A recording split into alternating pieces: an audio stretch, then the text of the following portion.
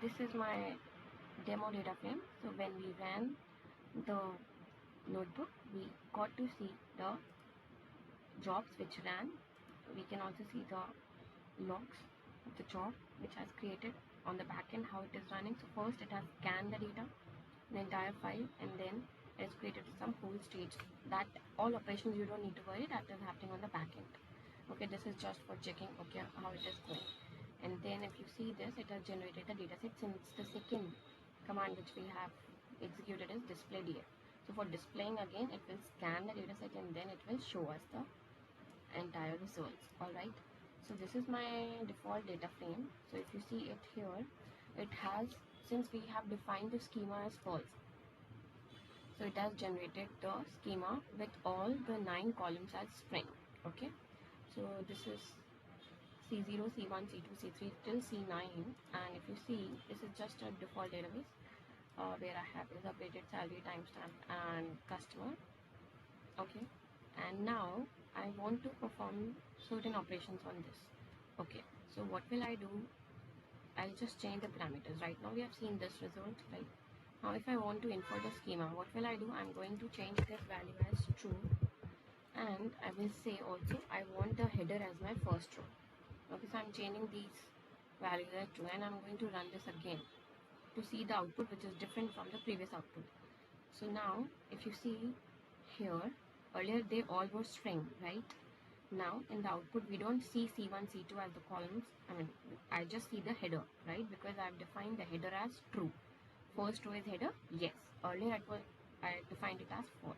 Now info schema is true, so that means it is going to copy the exact schema definition from the file. So if the file has the attributes as integer, for example, sequence is integer, promotions is integer, first name is string, based on the value in the column, it is going to copy the values. It will automatically copy those data types. So timestamp is a string which we need to change. So I'm going to use a cast function over here. So we will see how to do that. And is updated as integer and salary is integer. Okay.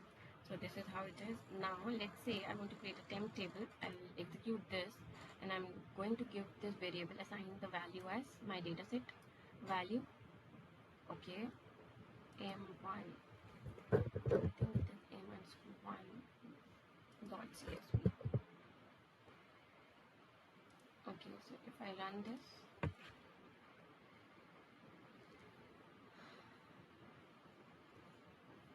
okay, let's run this. This is the name of the dataset. What is it saying? Temp view name, too many part name. Corresponding dataset, PID only accept single part view. Demo dataset. Okay. Okay, so we have to give the name over here. So I'll give the name of the file. .csv. Let's run it now. It's not defined.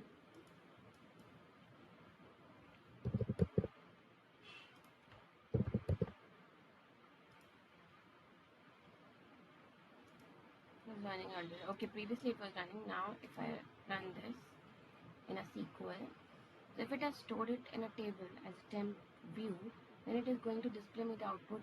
We can use the select command using the code cell as SQL language, and then we can query this. Select star from Java data. Okay, there is some mismatch in the table. The file name. Sure. Okay. What we will fix is job table if it exists. Okay, so let us do this. Let's do this first. We have to drop the existing one. I will cancel this. So actually there is it already being there. I will drop this view as it is already there. Okay, drop view if it exists. The name of the view is temp view.